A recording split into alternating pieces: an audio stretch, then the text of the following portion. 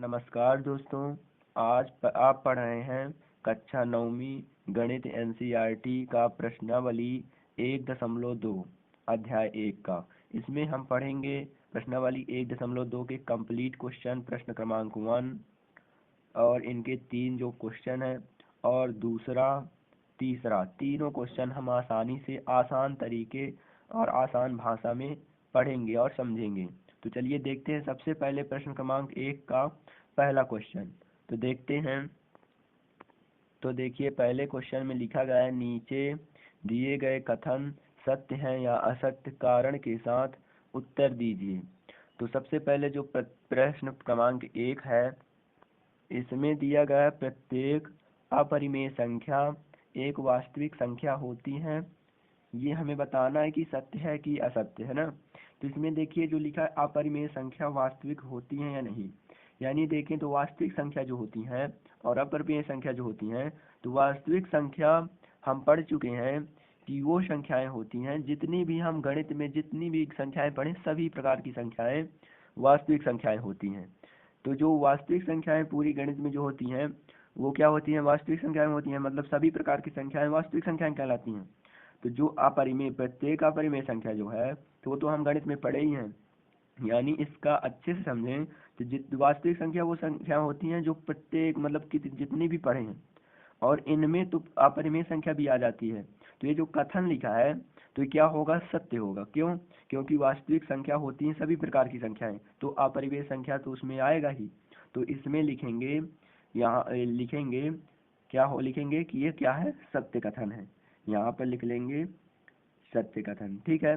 और कारण जो लिखना हो तो कारण लिख लेंगे कि क्या, क्योंकि इसमें वास्तविक संख्या जो है प्रत्येक संख्या है, सभी प्रकार की संख्याएं वास्तविक संख्याएं कहलाती हैं, तो अपरिमेय संख्या उसमें आती हैं, ठीक है। फिर इसके बाद देखिए जो दूसरा क्वेश्चन है, इसमें लिखा गया है संख्या रेखा का प्रत्येक बिंदु रूट m के रूप का होता है, जहां m एक प्राकृतिक संख्या है। तो इसे देखें तो देखिए इसमें जो संख्या रेखा का प्रत्येक बिंदु रूट m के रूप का होता है या नहीं देखेंगे।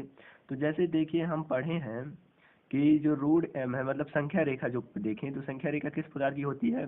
जैसे एक ये संख्या रेखा है, इसमें क्या क्या होती हैं, इसमें होती हैं यहाँ पर जैसे 0, यहाँ 1, 2, 3 ऐसे अनंत तक होती हैं। यहाँ भी -1, -2, -3 यहाँ भी अनंत तक होती हैं।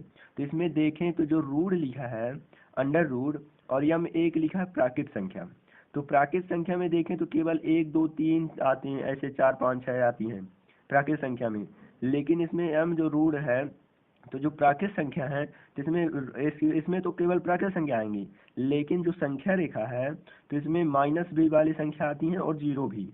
तो यहाँ पर जो संख्या रेखा का प्रत्येक बिंदु है तो रूट m के रूप का नहीं होगा। क्यों नहीं होगा? क्योंकि ये तो आएंगे नहीं, प्रत्येक नहीं होगा, कुछ होंगे यहाँ वाले नहीं होंगे। तो इसमें लिखा प्रत्येक बिंदु, तो प्रत्येक नहीं होगा, इसलिए हम इसे क्या लिखेंगे, असत्य है। तो यहाँ पर लिखेंगे असत्य, ठीक है। समझ में आ गया होगा, आशा है हमें।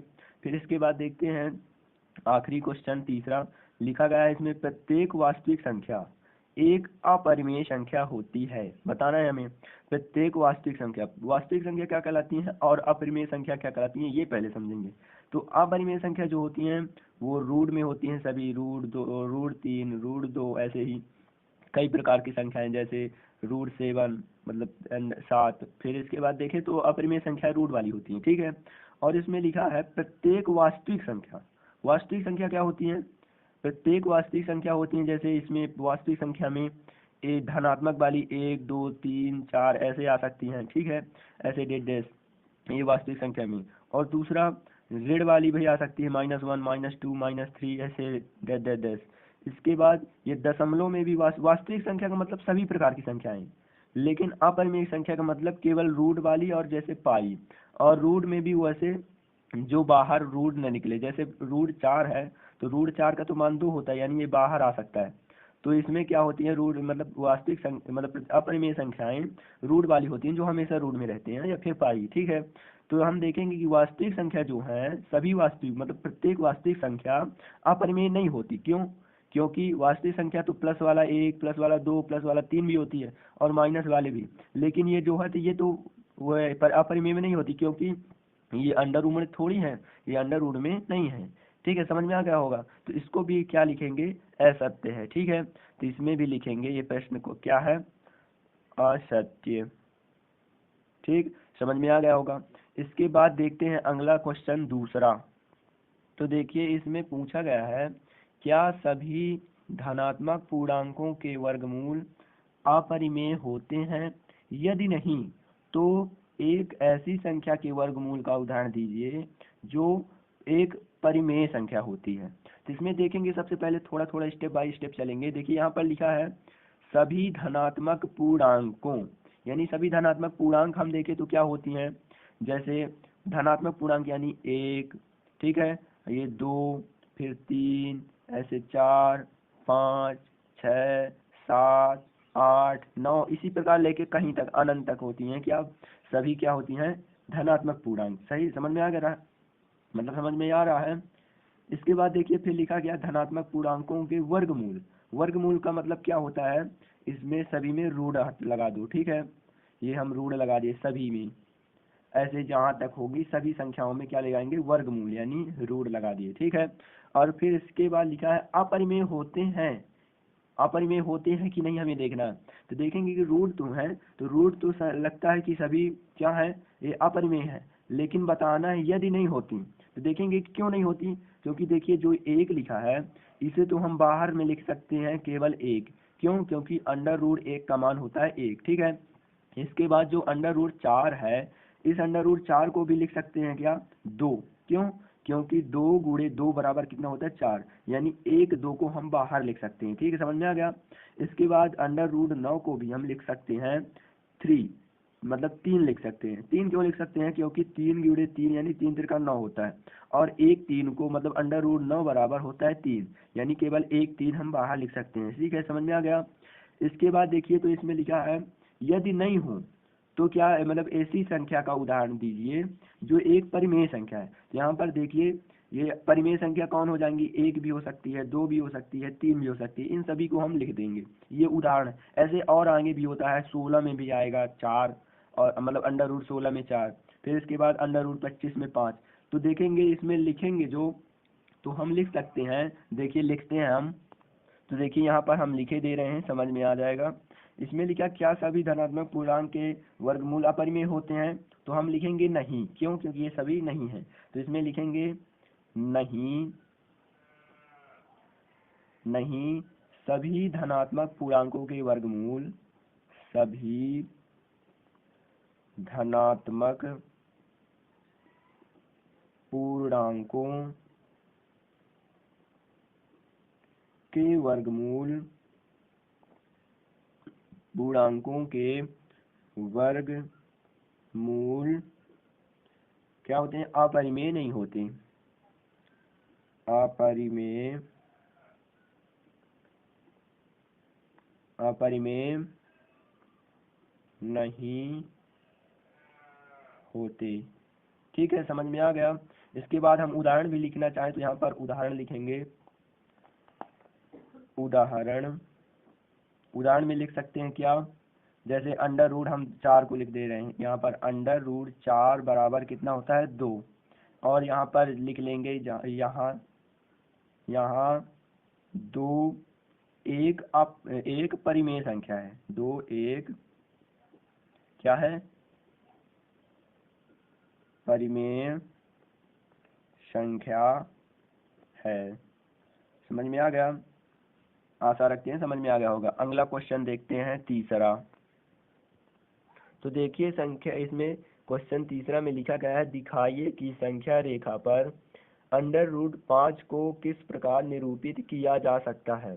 तो अब बताते हैं कैसे अंडर रूट 5 को निरूपित करेंगे। तो इसे निरूपित करने के लिए हमें पता होना चाहिए सबसे पहला पाइथागोरस प्रमेय क्या होती है। आप सभी को पता होगा, फिर भी यदि ना पता हो तो हम लिख रहे हैं पाइथागोरस प्रमेय। पाइथागोरस प्रमेय जो है, इसमें जैसे मान लीजिए ये पाइथागोरस प्रमेय समकोण त्रिभुज पर लागू होता है।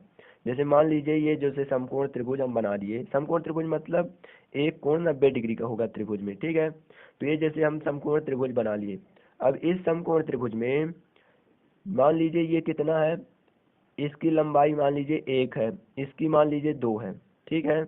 यदि इसकी लंबाई 1 है यदि और इसकी लंबाई 2 है, तो इन दो मतलब इन दोनों लंबाई दिया गया है यदि इन दोनों की, तो ये हम तीसरी भुजा की लंबाई भी ज्ञात कर सकते हैं पाइथागोरस प्रमेय से।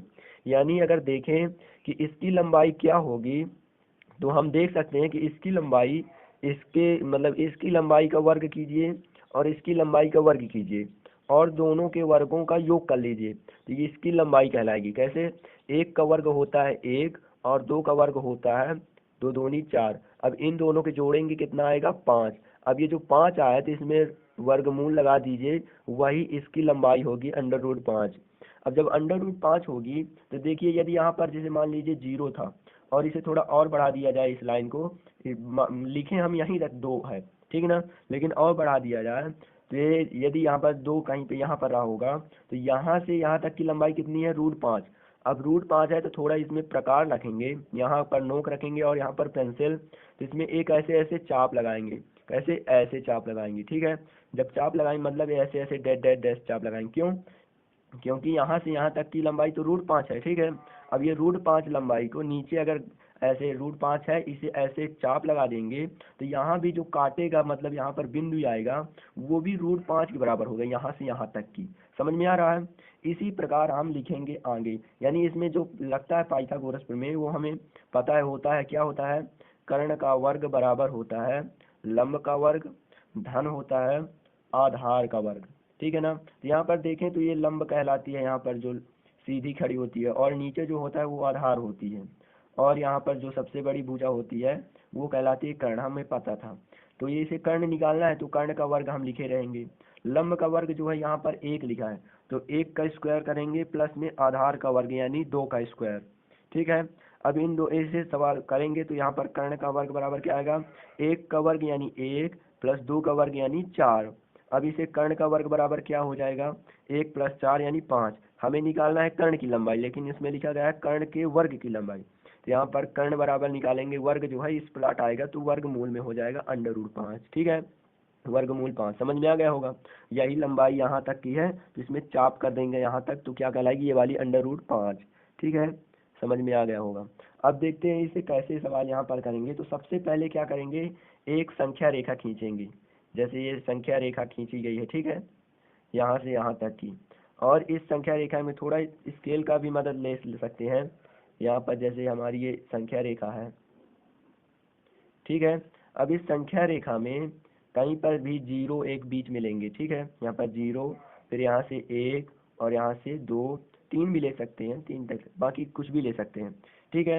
इसको लेने के बाद यहाँ पर जो 2 वाली संख्या है, 2 पर 1 सेंटीमीटर का हमें 90 डिग्री का क्या लगाना है, एक सीधी लाइन खींचनी, 90 डिग्री होना चाहिए यहाँ पर, और 1 सेंटीमीटर की खींचना है, ठीक है। और फिर इसके बाद स्केल की सहायता से इसे यहाँ से यहाँ तक जोड़ देंगे 0 से, ठीक है। समझ में आ गया। और ये जो 0 से जोड़ेंगे वो √5 कहलाएगी। क्यों कहलाएगी अब समझेंगे आप। यहाँ से कितनी इसकी लंबाई है, 0 1 2 तक लंबाई है, इसकी लंबाई कितनी है 1 सेंटीमीटर हम खींचे हैं, और ये समकोण त्रिभुज बन रहा है, तो ये लंबाई क्या कहलाई √5। क्यों, क्योंकि यहाँ पर हम समझ चुके हैं, ठीक है। अब जब ये लंबाई √5 है तो यहाँ से यदि हम चाहें तो इसको ऐसे कर सकते हैं कि इसको हम नाप लें जितना भी हो, यहाँ पर हम फिर से यहाँ वहाँ पर लगा देंगे चाप, या फिर यहाँ पर नोक रखें उसका प्रकार का, और यहाँ पर पेंसिल, और पेंसिल रखने के बाद बराबर फिट हो तो फिर हमें ऐसे नीचे पर चाप लगा देना है। जहाँ पर चाप यहाँ पर कटा है तो इसे मान लेंगे P बिंदु है, और P बिंदु को कितने लंबाई होगी √5, ठीक है। √, कितनी होगी 5। समझ में आ गया होगा। और फिर यहाँ पर लिख लेंगे नीचे कि P बिंदु, क्या लिखेंगे, P बिंदु √5 मतलब वर्गमूल 5 को दर्शाता है, को दर्शाता है। एग्जाम में हम इतना भी लिख सकते हैं, यहाँ से हल लिखेंगे और ये ऐसे चित्र बनाएंगे और फिर यहाँ पर लिख देंगे P बिंदु मतलब वर्गमूल 5 को दर्शाता है। तो आपको, हमें आशा है कि आपको पूरे सभी क्वेश्चन ये जो हैं प्रश्न क्रमांक 1, प्रश्न क्रमांक 2, प्रश्न क्रमांक 3 और प्रश्न क्रमांक 1 के तीनों क्वेश्चन आसानी से समझ में आ गए होंगे। यदि समझ में आए हैं तो कृपया हमारे इस वीडियो को लाइक कर दें और इस चैनल को ज़्यादा से ज़्यादा लोगों में शेयर करें। यदि आप शेयर करते हैं तो हम बहुत सारे वीडियो जल्दी जल्दी अपलोड करेंगे और ये कोर्स लगभग 3 महीने में ख़त्म ही कर देंगे। तथा इस थोड़ा सा यदि आपको कुछ भी डाउट है, दिक्कत है तो आप कमेंट कर दीजिए। यदि ठीक है तो सही नाइस तो कर ही दीजिएगा। Thank you so much. और एक बात आपको बता दें कि प्लीज़ इस वीडियो को जो है स्किप करके ना देखें, बढ़िया आसानी से देखें। जो ये लिखा है थोड़ा स्पीड जो अधिक होती है तो हम मेंटेन करेंगे, स्पीड धीमे रहेगी। ठीक है, तो आशा रखते हैं समझ में आ गया होगा। प्लीज़ इसे शेयर करें, लाइक करें, सब्सक्राइब कर दें। Thank you so much. आज के लिए बस इतना ही, और आगे वीडियो बनाएंगे क्लास बाय क्लास। थोड़ा एक बात है कि यदि आपको क्लास 12वीं मतलब ये वीडियो जो भी देख रहा है क्लास 12वीं के स्टूडेंट यदि चाहें तो हम उनका भी कोर्स करा सकते हैं। 1 महीने में पूरा क्रैश कोर्स होगा, उसमें बिना पैसे के पेड नहीं होगा और उसे 1 महीने में कंप्लीट कर देंगे पूरी 1 से लेके 13 अध्याय तक। तो आप प्लीज़ कमेंट करिएगा यदि 12वीं के स्टूडेंट हों तो।